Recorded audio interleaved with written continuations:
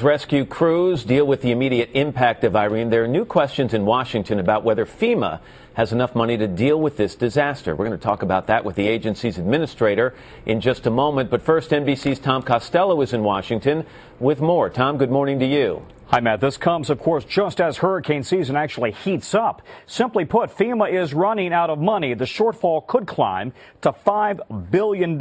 So it's putting a temporary halt to paying for rebuilding projects in other disaster zones, from Joplin to Tuscaloosa, even Katrina. With Irene's path of destruction stretching from North Carolina to Vermont, President Obama offered a promise on Tuesday. As a government, we're going to make sure that states and communities have the support they need so their folks can recover. But in a year of mounting natural disasters, from snowstorms and historic floods to catastrophic tornadoes, FEMA's budget is stretched thin. Now less than $800 million in the Disaster Relief Fund, and everyone is lining up for help. Like any town and any county, our coffers are a little bit bare at the moment. We didn't really budget for a major cleanup like this.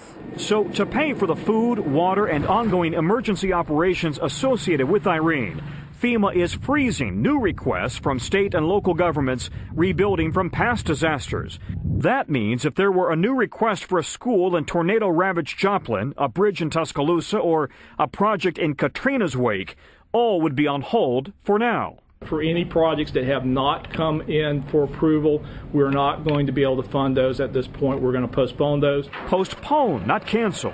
You can blame politics and the new budget realities. The Republican-controlled House already voted to give FEMA another $1 billion this fiscal year, but that increase is tied to budget cuts elsewhere.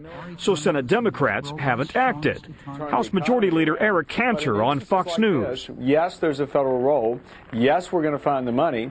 We're just going to need to make sure that there are savings elsewhere to continue to do so. In 1 week, Cantor's own state of Virginia was hit by both an earthquake and a hurricane.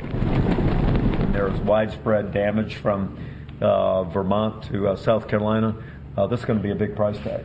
While no one is suggesting FEMA doesn't need the money to respond to this year's mounting disasters, it may come at the expense of other government programs. Whoa, look at that.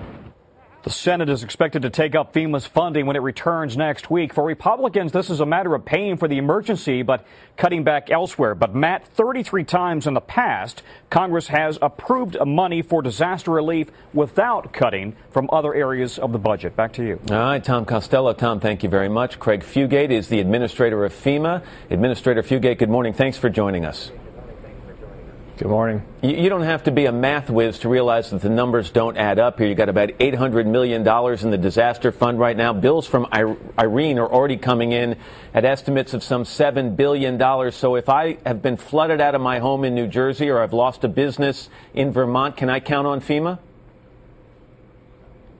For the individual assistance, yes, we have not stopped doing that. What we have done is just doing the permanent work, repair work. We're doing the emergency work, the life-saving activities, and all of those activities are still ongoing. You need Congress to act and get more money into your coffers. But as we've seen lately, although Tom Costello says 33 times in the past Congress has increased funding for FEMA without cuts, we know that these are different times, and Congress doesn't act quickly on anything dealing with spending right now. Are you worried about that?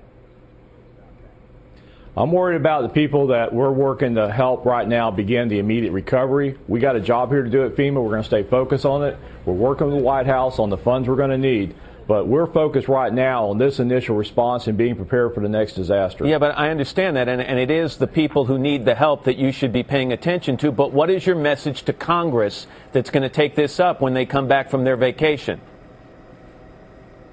In this country, Americans have always come to the aid of other Americans in a crisis and disaster. That's our job. That's what we do. That's who we are.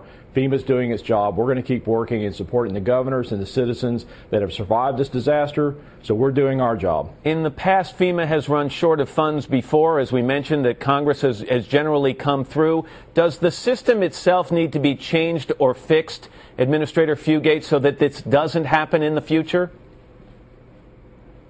Well, in this country, again, we look at these large-scale disasters as something that's hard to budget for. This is a question that's best left to the appropriators and to those that deal with these issues. FEMA's doing its job. We're working. But again, Americans have always come to other Americans, whether it's Katrina, the hurricanes I went through in Florida, the earthquakes on the West Coast.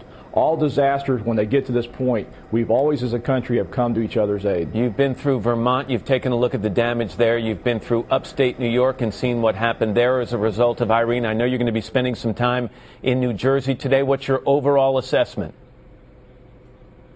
That this was not a coastal impact. This was a flood event and a power outage.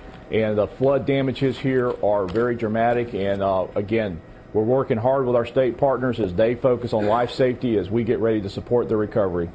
FEMA Administrator Craig Fugate. Mr. Fugate, thank you very much for your time. Do you have any food reserves in your home right now? How long could you provide food for your family if the food supply was cut off? A month? A week? 3 days? Wouldn't you feel better if you had the necessary reserves?